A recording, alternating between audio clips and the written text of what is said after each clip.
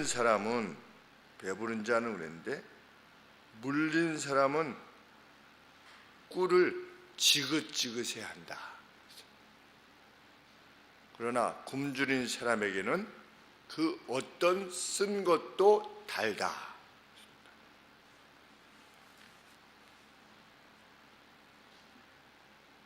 성경에서 늘 언급하지만 꿀이 당시에는 매우 귀했던 것으로 여겨집니다. 특별히 양봉이 없었을 때는 야생의 꿀이 발견되면 마음껏 먹으려고 하는 그러한 때였던 것으로 여겨집니다. 그런데 성경은 꿀조차도 지겨워할 때가 있을 수 있다. 풍부에 익숙하게 되면, 풍부라고 하는 것에 익숙하게 되면 감사가 실로 어렵다는 것을 말하기 위해서 꿀을 언급하는 줄 압니다. 눈과 사탕 하나 먹어도 참 기뻤던 때를 생각해 봐야 된다. 그런데 눈과 사탕 먹고 기뻐했을 때를 기억하는 사람들도 이제 점점 적어지게 됐고, 그렇게 말하는 것도 아무런 의미가 없는 시대가 되었습니다. 정말 풍부한, 그래서 어떻게 하면 살을 빼야 되는가 라고 하는 것을 고민하는, 다이어트라고 하는 말이 없지 않았습니까?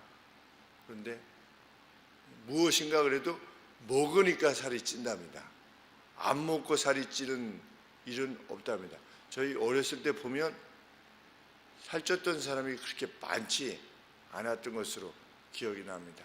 북한 사람들이 대부분 마른 것을 보면, 우리 참하고도 그 영상, 저 티베트 쪽으로 이렇게 한 것을 보면 그분들 중에 살찐 사람이 거의 없는 이유가 이 하루 칼로리를 섭취한다는 것이 매우 어려운 일이기 때문에, 그래도 뭔가 먹어야만 살이 찐다. 나는 먹는 게 없는데, 그런데 음식을 이렇게 써보면 뭔가 먹는데요.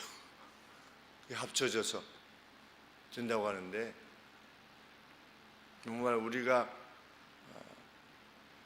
풍족함 자체에 있는데도 불구하고 말씀대로 물린 사람은 꿀을 지긋지긋해야 한다.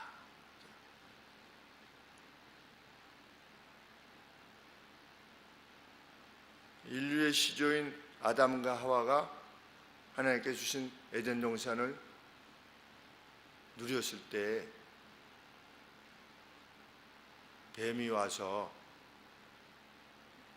유혹할 때, 너 하나님 같아질 수 있는데 너가 지금 하나님한테 속고 있는 거다. 그랬을 때 너 정말 먹지 말라고 그랬냐?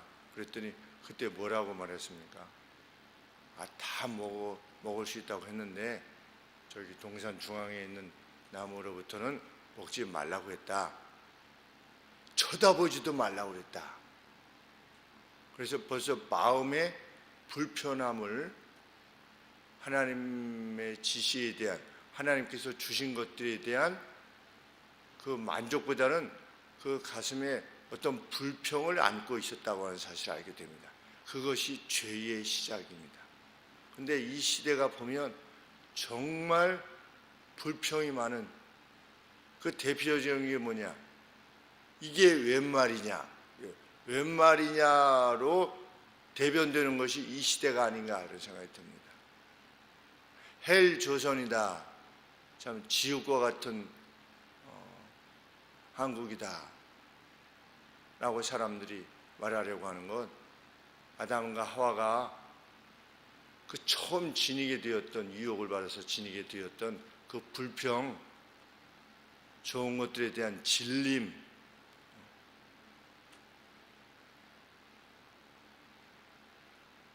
그 불평이 횡행하는 시대가 되지 않았는가 이런 생각이 듭니다.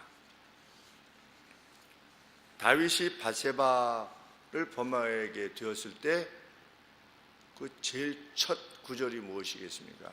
하나님께서 다윗에게 사방으로부터의 평안을 주셨을 때, 이렇게 표현했습니다. 그냥 편한 겁니다. 사방이 나라가 아주 부강하고.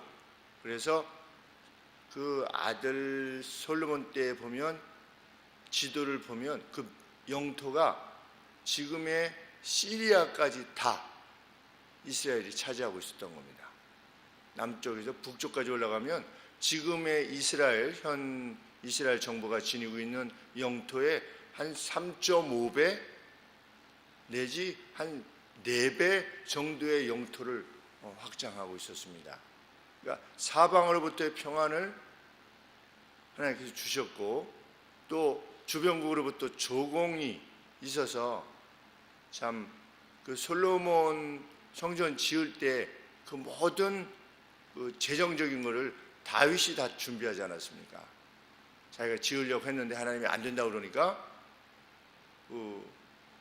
다윗이 하나님께서 자신에게 계시해 주신 바대로 짓기 위해서 그 성전 금에 입힌 것이 얼마였더라 그런데 엄청난 건데 그게 다 어디서 왔느냐? 다 조공으로부터 온 것입니다. 다른 나라. 그 부강함을 하나님이 주셨는데 사방으로부터 평안을 주셨을 때 지붕을 거닌 겁니다. 자기 부인들과 후궁들에 만족할 수 없었습니다. 다윗이 한두 명으로 만족할 수 없었던 것입니다.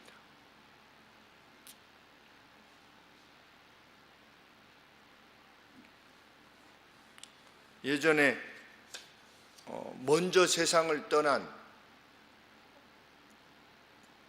부모님, 또 자기 배우자, 또 자녀, 또 친구들에게 보낸 편지들을 모아놓은, 그래서 책으로 만든 것을 읽어본 적이 있는데 아주 애절합니다. 그런데 대부분 무엇이냐면 이럴 줄 알았으면, 이렇게 먼저 떠날 줄 알았으면 사고로도 가고 갑작스럽게 병으로도 가고, 이렇게 갈 줄 알았으면 내가 그때 당신이 이렇게 해가지고 이렇게 해달라고 했는데 그걸 못 해준 걸 너무 미안하게 생각하고, 당신에게 감사하다는 말 한마디 못한 것이 너무나 안타깝고, 당신에게 보러 오지 못한다고 뭐라고 한 것에 대해서 너무나 참 미안하고, 순 그런 얘기입니다. 자기 자녀들에 대해서도 이럴 줄 알았으면 너희에게 좀 더 자유를 주었을 텐데 내가 공부만 하라고 이렇게 닥달했던 것 너무나 미안하다, 이렇게 편지로 이렇게 써놓은 것을 보게 됩니다. 후회해도 아무런 소용이 없는 것입니다. 좀 더 그들의 존재를 기뻐하고 감사하며 살지 못했던 날들에 대한 회한, 참 지혜자는 그렇지 않을 것입니다. 제 모교의 동기 남편이 대학교 부총장으로 있다가 이제 하루는 서류 가방을 이렇게 들었는지 서류를 들었는지 이렇게 해서 계단을 내려가다가 넘어지게 됐습니다. 이렇게 걸려가지고 넘어졌는데 뭔가를 붙들고 있어가지고, 우리 마치 그래서 주머니에 손 넣지 말라고 하는 이유가 그것이지 않습니까? 근데 그냥 머리로 넘어져가지고 그 모서리에 이렇게 쪄가지고 한 2주 이상을 의식불명의 상태에 머리가 이제 뇌가 다쳐가지고, 그래서 지금 기적적으로 살아났는데 완전히 4살, 5살 어린아이의 상황이 돼서, 참 우리가 하루 어디 나갔다가 무사히 돌아오는 것만 해도 참 지혜자는 그럴 것입니다. 지혜자는, 그래서 제가 오늘 찬송, 이렇게 이 찬송을 정한 것인데, 손과 발이 참 신기하게 움직인다. 이 작사가가 얼마나 멋있는지 알 수 없습니다. 우리 아까 몇 장이었죠? 312장인가요? 네. 그래서 우리 세 번째 3절에 눈과 귀를 밝히사 마음과 뜻이 합하여 가지고 신기하게 움직여 묘한 조화 이루니. 참 얼마나 이거 자체를 기쁘고 감사하게 여기는 것입니다. 왜냐하면 우리 노인 요양병원에 가 보게 되면 손과 발이 이렇게 자기 마음대로 움직이지 않는 사람들이 대부분입니다. 참 그분들도 그렇게 되기 전까지 자신들이 손과 발이 이렇게 마음대로 내 생각대로 움직인다는 것이 얼마나 소중한 것인가에 대해서 어떻게 알았겠는가. 자녀들 때문에 고생하고 힘들다고 그러지만 자녀가 먼저 떠난 사람의 생애를 생각해 보면 얼마나 고통스러워.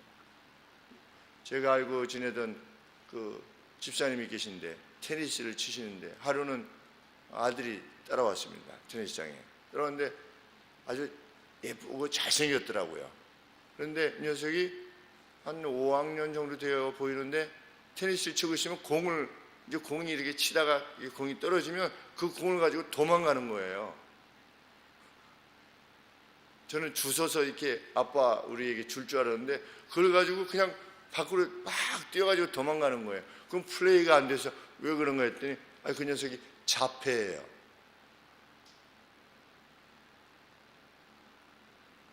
그러니까 평생 참 우리 말썽을 피우던 뭐든 참 우리 자녀들이 그래도 건강하게 생각하고 활동하고 자기 자리를 찾아가려고 한다는 것이 참 얼마나 기쁘고 감사한 것인가. 그런데 물린 사람에게는 꿀을 지긋지긋하게 여긴다. 자기 배우자에 대해서 만족하고 사는 사람이 과연 얼마나 있을까 하는 생각을 해보게 됩니다. 자기 배우자에 대해서 정말 귀한 존재구나. 나한테 시집 와서라든지 나한테 장가 들어가지고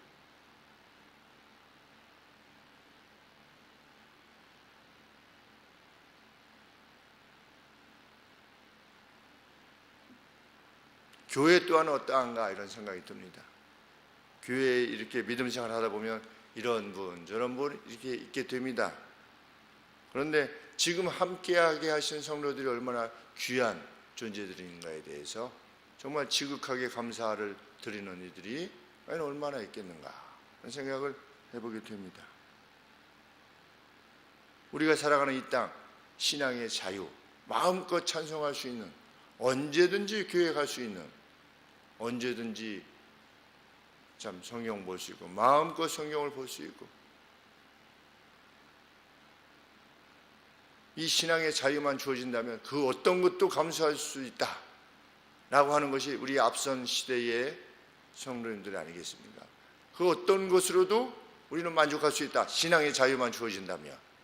근데 우리에게는 신앙의 자유가 그냥 거저 주어졌습니다. 우리가 일제시대에 태어나지 않은 것에 대해서 얼마나 감사한지. 그때는 학교에서 시작할 때 그 동영상을 보면 학교 그 운동장에서 그 일본 동쪽을 향해서 천황을 있는 쪽을 향해서 전부 다 이렇게 신사를 향해서 이렇게 하지 않습니까? 일본 말인가 모르는데 이렇게 하면 그냥 전부 다 이렇게 서가지고 이렇게 딱 하는데 참 우리가 그러한 시대에 태어나지 않았음에 대해서 우리 6.25 때는 우리 북한에서 하나님을 섬기던 이들 모든 이들이 신앙의 자유를 위해서 내려오지 않았습니까? 어떤 이들은 교회를 지키기 위해서 죽기도 하고 그다음 그런 것들을 생각해 보면 우리가 지금 누리게 하신 것들에 대해서 혹 물린 사람이지는 않는가 하는, 그래서 그것을 지긋지긋해 하는 이는 혹시 아닌가. 그러나 굶주린 사람에게는 그 어떤 쓴 것도 달다. 참 지혜자는 누구냐? 쓴 것조차도 참 주신 것을 감사해하는, 어떻게 보면 바보같이 감사해야 하는 종들이여 주인에게 까다로운 비합리적인 주인들에게까지 순종하는 자가 되라. 감사하는 자가 되라, 이거 아니겠습니까? 하나님을 알게 됐으니 노예의 신분에 대해서도 감사하며 매일을 그 기쁨으로 주인을 섬기는 자가 되라. 그래서 우리 크리스찬들이 정말 순종하는 국민이 되려고 하는 것이 아니겠습니까? 나라에서 무엇을 요청할 때 그것이 하나님의 법에 저촉되는 것이 아니라면 정말 순종을 행하는 이들이 되기를 원하는 저희들이 줄 압니다. 참, 이 우려의 또 삶도 지금까지 그러했지만 감사가 넘치는 우리 삶이 되기를 소원합니다. 기도하겠습니다.